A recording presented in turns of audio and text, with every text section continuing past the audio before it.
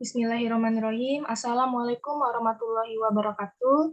Perkenalkan kami dari kelompok 11 yang terdiri dari Alika, Masayu, Talita, dan Zudi ingin menyampaikan hasil diskusi dari kelompok kami, administrasi guru bimbingan dan karir dalam mata kuliah manajemen dan administrasi sekolah. Selanjutnya, jadi guru bimbingan atau pembimbing adalah guru yang mempunyai tugas, tanggung jawab, wewenang, dan hak secara penuh dalam kegiatan bimbingan dan konseling terhadap sejumlah peserta didik.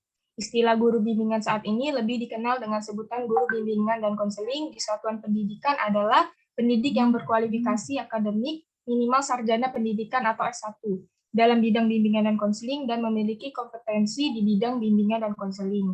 Konselor atau guru bimbingan dan konseling di satuan pendidikan bertugas merencanakan, melaksanakan, mengevaluasi, dan melakukan tindak lanjut layanan bimbingan dan konseling. Selanjutnya, tujuan bimbingan konseling di sekolah. Jadi, tujuan umum layanan bimbingan dan konseling adalah membantu peserta didik atau konseli agar dapat mencapai kematangan dan kemandirian dalam kehidupannya serta menjalankan tugas-tugas perkembangannya yang mencakup aspek pribadi, sosial, belajar, karir secara utuh dan optimal. Selanjutnya, tujuan khusus layanan bimbingan dan konseling adalah membantu konseli agar mampu, yang pertama ada memahami dan menerima diri dan lingkungannya, yang kedua merencanakan kegiatan penyelesaian studi, perkembangan karir, dan kehidupannya di masa yang akan datang, yang ketiga ada mengembangkan potensinya secara seoptimal mungkin, yang keempat ada menyesuaikan diri dengan lingkungannya, yang kelima mengatasi hambatan atau kesulitan yang dihadapi dalam kehidupannya, dan yang terakhir ada mengaktualisasikan dirinya secara bertanggung jawab.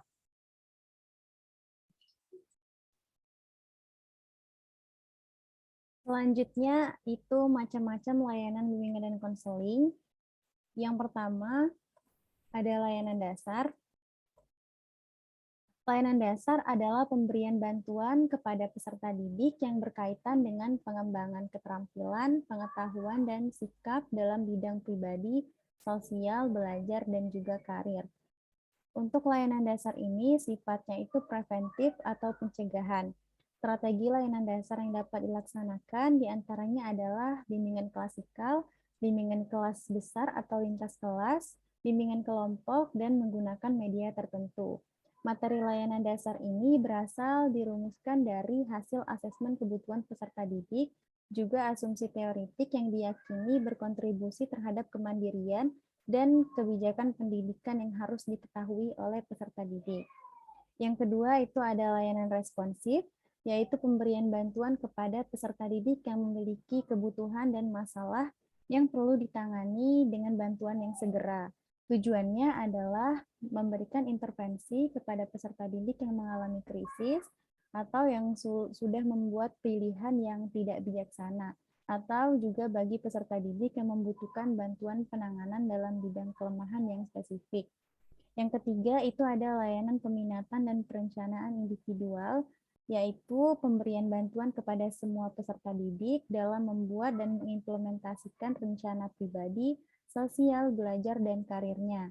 Tujuan utama dari layanan ini adalah membantu peserta didik untuk belajar memantau dan memahami pertumbuhan dan perkembangannya sendiri, serta mengambil tindakan secara proaktif terhadap informasi tersebut. Layanan peminatan ini mulai dari pemilihan dan penetapan minat kelompok mata pelajaran atau kelas lintas minat, pendampingan peminatan, pengembangan dan penyaluran minat, juga evaluasi dan tindak lanjut. Yang terakhir ada layanan dukungan sistem yang merupakan komponen pelayanan dan kegiatan manajemen, tata kerja infrastruktur, dan pengembangan keprofesionalan guru BK atau konselor yang dilakukan secara berkelanjutan. Yang mana layanan ini secara tidak langsung memberikan bantuan kepada peserta didik atau memfasilitasi kelancaran perkembangan peserta didik. Aktivitas di layanan ini diantaranya yang pertama adalah administrasi, termasuk melaksanakan menindaklanjuti kegiatan asesmen, kunjungan rumah, menyusun dan melaporkan program BK, membuat evaluasi dan melaksanakan administrasi dan mekanisme BK, serta kegiatan tambahan dalam penyelenggarakan pendidikan di sekolah dan pengembangan profesi BK. seperti melalui workshop atau seminar. Selanjutnya, berdasarkan cara pemberiannya, layanan BK terbagi menjadi dua, yaitu layanan langsung dan layanan melalui media. Layanan langsung terdiri dari konseling individual, konseling kelompok, bimbingan klasikal, bimbingan kelas besar atau lintas kelas, konsultasi, kolaborasi, alih tangan kasus, kunjungan rumah, advokasi, konferensi kasus, dan layanan peminatan. Sedangkan layanan melalui media itu ada papan bimbingan, kotak masalah, leaflet, dan pengembangan media bimbingan dan konseling.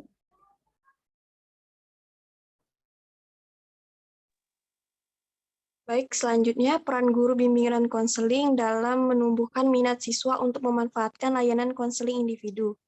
Peran guru bimbingan dan konseling atau konselor terkait dengan pengembangan diri peserta didik yang sesuai dengan kebutuhan, potensi, bakat, minat, dan kepribadian peserta didik di sekolah. Konseling individu sebagai salah satu kegiatan layanan yang diberikan untuk siswa untuk mendukung perkembangannya, perlu dimanfaatkan semaksimal mungkin. Minat siswa untuk memanfaatkan layanan BK di sekolah dipengaruhi oleh dua faktor, yaitu faktor eksternal dan internal. Faktor eksternal meliputi lingkungan fisik di tempat konseling berlangsung, penataan ruang, bentuk bangunan ruang yang memungkinkan pembicaraan secara pribadi atau privacy, cara berpakaian konselor, kerapian dalam menata segala barang yang terdapat di ruang dan di atas meja konselor, penggunaan sistem janji, konselor menyisihkan buku, catatan serta kertas di atas meja ketika seorang konseli datang untuk berwawancara dan tidak terpasang peralatan rekaman. Next. Sedangkan faktor internal meliputi 1. Kondisi konseli, di mana pada waktu konseli akan menghadap konselor, dia membawa sikap tertentu, pengalaman-pengalaman tertentu dalam hal mendapat pelayanan bimbingan sukses dan kegagalan di masa yang lampau. Berbagai aspirasi serta kekecewaan, pandangan pribadi serta harapan tertentu terhadap konseling. Yang kedua, kemampuan dan keterampilan konselor dalam memberikan layanan secara optimal kepada konseli selama proses konseling berlangsung. Maka, peran guru bimbingan dan konseling dalam menumbuhkan minat siswa untuk memanfaatkan layanan konseling individu di sekolah adalah dengan memperhatikan dan mengupayakan terpenuhinya berbagai faktor eksternal maupun internal yang dapat berpengaruh positif terhadap minat siswa, mulai dari fasilitas, suasana, kondisi, dan penataan lingkungan, serta senantiasa meningkatkan keterampilan dan kemampuan diri sebagai seorang guru BK di sekolah.